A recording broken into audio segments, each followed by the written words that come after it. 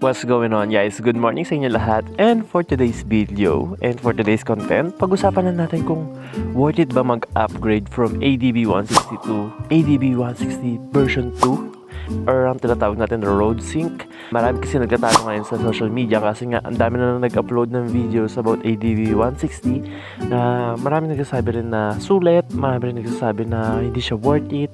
So, pag-usapan natin for this video. So ito guys, possible pa lang ang ating umaga. It's 5:37 in the morning. So kahapon, in-official release na ni Honda ADB 160 version 2 or Road Sync. Sobrang tagal hinintay ng mga Pilipino to kasi alam niyo naman, naglabas na sa Indonesia nito last year pa. Hindi naman tayong mga Pilipino pagdating dito. Pero, is it worth the wait? Itong Road Sync version 2? Sa vlog na to pag-usapan din natin yung ibang motor na nilabas katulad ng NMAX TechMax version 3, yung mga latest release na mga Bristol ATX version 2, FKM, QJ Motors. So, ang dami kasing brand na kamukha ni ADB 160 na puro latest features na rin, diba? Yung iba naka-dual ABS, yung iba yung mga may latest technology, diba?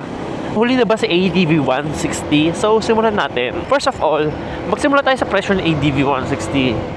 Yung Road Sync presyo natin, makukuha natin sa 174,900. Ayan ang nilabas ng Honda na presyo. Pero guys, pero expect natin na may mga kasa na magpapatong pa rin ng presyo dyan na wag naman sana kasi yung 174,900 guys, ang bigit na niya dahil hindi pa kasama yung 3,000 na insurance dyan.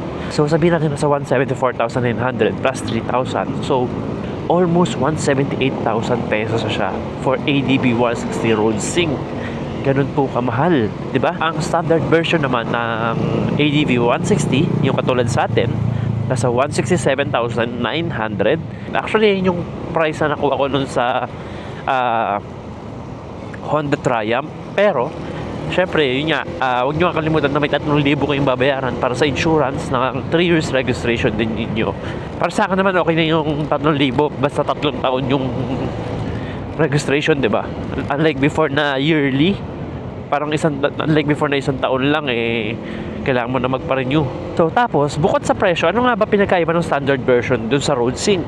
Guys, yung mga nilabas ni Honda ngayon, ang meron ngayon sa Road Sync na inilabas kahapon, unang-una guys, sa TFT display kayo. TFT display was wider screen, nasa 5.5 inches ata o 5.2 inches. So, mas malawak na yung screen na makikita nyo. Same na ginagamit sa mga Honda big bike, same na ginamit kay Honda PCX 160 na display.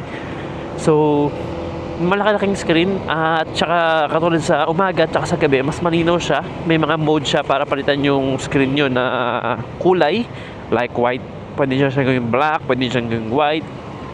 Tapos yung theme, pwede nyo rin ibahin yung pagkakaayos nung format nung nasa panel display nyo, and accessible na yung phone niyo, so mananavigate nyo yung GPS, pati pag-play ng music, pati pagsagot ng tawag, para kayo bumili ng dashcam CarPlay na ganun.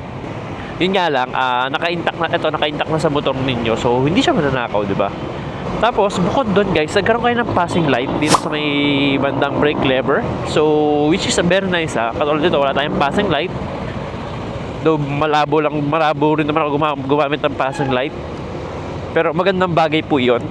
Tapos may TFT display button na rin, pwede nyo i-on and i-off. Bira ko mag-off ng traction control ko, which is safety feature yun, isa sa mga binayaran nyo, kaya ako hindi ko ganong in-off yun. Tapos next naman guys, meron yung additional fairings sa harap. If makikita nyo, medyo iba na yung fairings nya. May binagong part. Though may mga natutuwa ako sa mga comment, may mga nagsasabi na kunin na lang daw nila yung ikabit nila sa version 1 nila para magmukhang ADB 160 version 2. Though I don't think it's plug and play lang, pero trip nila kung ano man trip nila. Pero ako, I don't think that's necessary. Okay pa rin naman yung itsura ni ADB 160 version 1 kahit wala yun. Tapos ano nga pala yung mga kulay na available. Ito yung big part diba? Ito yung isa sa mga talagang inabangan ng mga Pilipino, yung kulay. So guys, unang-una sa ADB 160 Road Sync, meron nang tinatawag na SUV brown. Though expected ko parang light brown, pero medyo darker brown tong nilabas nila. So anong sa inyo sa kulay na to? Para sa akin maganda yung kulay na to. Ang ganda rin na pagkakatawag sa kanya, SUV brown. Pangalawa naman guys, itong isa, kulay white, matte white. So, dalawa yung color natin na pang road sync. Isang matte white tsaka isang brown. Ayun lang, medyo opinion ko lang doon. Medyo tinipid nila sa kulay. Sana nagdag pa sila ng isa. Or maybe nagsisave sila ng kulay for next year. Ang next upgrade nila na gagawin kay ADB 160 is magdagdag ng kulay. Parang katulad kay PCX, diba? Nilagyan nila ng kulay pula. Nilagyan nila ng, ginawa nila ng matte black. Diba? Pero same feature ng version 1 pero dinagdagan lang ng kulay. Pero baka sila-save nila yun for next year para may dagdag ganun pa sila.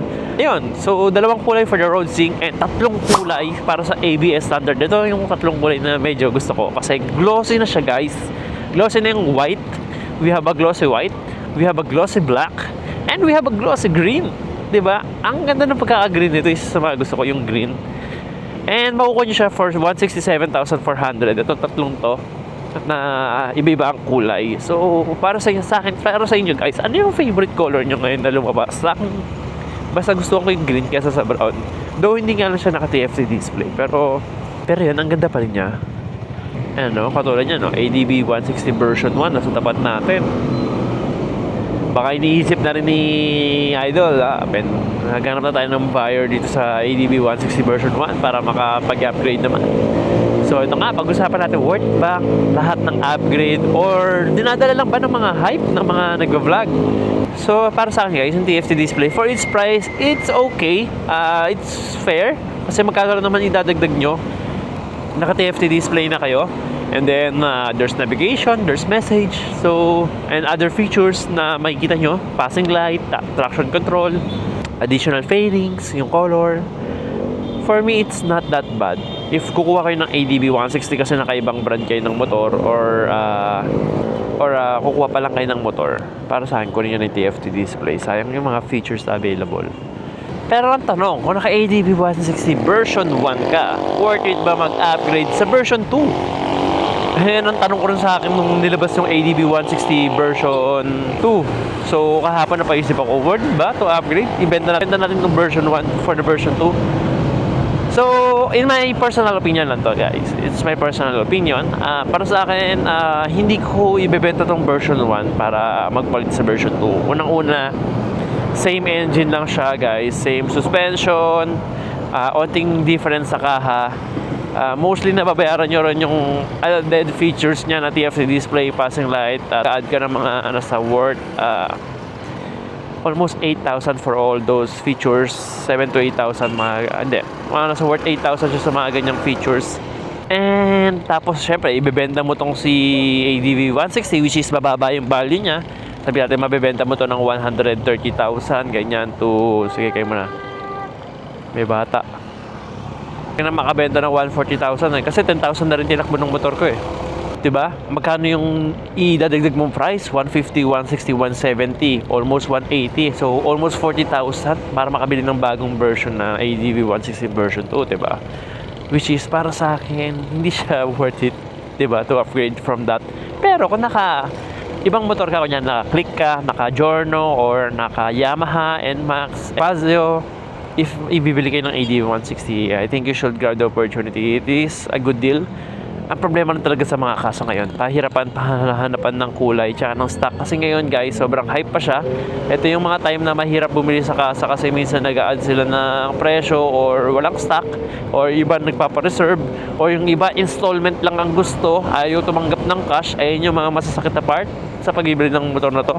Tapos syempre bibili kayo ng motor, kating-kating na kayo gumamit, ang tagal nyo hinihintay para magkaroon ng stock. 1 month ulit ang hihintayin nyo para sa ORCR. Pero recommend ko guys, pagbibili kayo sa Honda Triumph. Sa Honda Triumph guys, 14 days lang sa akin inabot. May ORCR, may plaka na. Sa 10th Ave yan. Bandang 10th Ave. So nakita ko lang yan before, may nagsabi lang din sa akin na mabilis nga ORCR doon. So nung tinry natin, ayun nga. Totoo nga ang sabi-sabi na mabilis talaga sa kanila. So yun nga guys, para sa inyo, sa halagang 174,900, worth it ba ang ADB 160 version 2 road sync? Or balak na mag-NMAX, like Max na naka-dual channel ABS with more added features sa technology niya. And katulad ng mga iba rin naglalabas na Chinese motorbikes na lumalaban ngayon sa market, 'di ba? or mag-stick kayo rito sa may original Japanese brand na Honda ADV 160 Rollsing. So, comment nyo naman sa baba yung opinion nyo kasi gusto ko rin makita, gusto ko rin mabasa. Ang dami rin kasi, ang laking tulong kasi ng mga nagko-comment diba? To get the ideas, to share their thoughts sa video na to. Para makatulong din sa iba makapag-decide kasi iba undecided, diba? Yung iba nga, parang nalungkot kasi kakabili lang daw nila ng version 1 ADV 160 tapos nilabas ng araw to si Rollsing. So, let's help them out. Comment your thoughts down below. And ito na po tatapusin ng ating content. Andito pa tayo sa may Dangawa. Bilihan ng bulaklakan yan. So, see you guys for another content. And bye-bye!